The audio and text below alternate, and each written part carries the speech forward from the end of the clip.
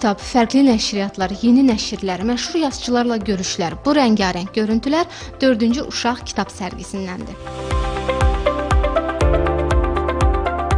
Mən bu kitabı bəyəndim, ona görə aldım.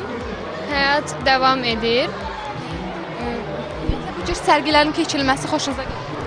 Bəli, belə sərgilər keçiləndə həmişə iştirak etməyə çalışıram. Sərgi sənin xoşuna gəldimi? Nə kitab almısan? 11 yaşım var, sərgi çox xoşuma gəldi. Dünya vətəndən başlayır, İradə Qədirova. 6 nömrəli liseydən gəlmişik bura, öz sinifimdən gəlmişəm. Şagirdlər çox məmnundular. Sərgi çox gözəl təşkil olunub, sərgəli formadadır. Uşaqların maraq dairəsinə uyğun kitablar sərgilənir. Mən də öz sinifimdə istifadə etmək üçün testlər toplu salmışam ki, uşaqlar üçün istifadə edeyim.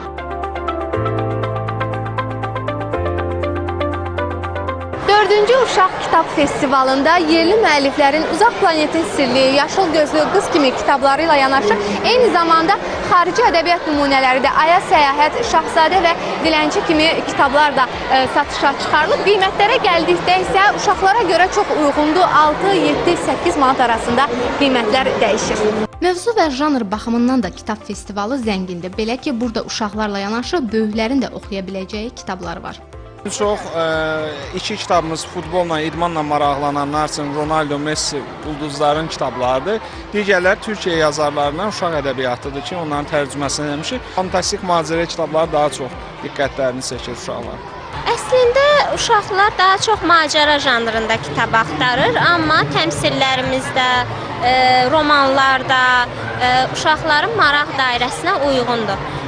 Hər hansısa bir kitaba xüsusilə deyim ki, sırf onu istəyirlər, yox, bayaqdan fərqli janrda kitablar satılır, yəni. Uşaqlar onlara maraq göstərir. Hekayə alan var, nağıl alan var, macəra alan var. Düzdür, macəra janrına daha çox üstünlüyü var.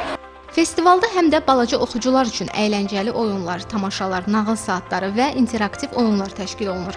Bakı İdman Sarayında təşkil olunan tədbir aprelin 13-nədək davam edəcək. Gülnar İlqar qızı, Əli Abbasov, Telesəhər.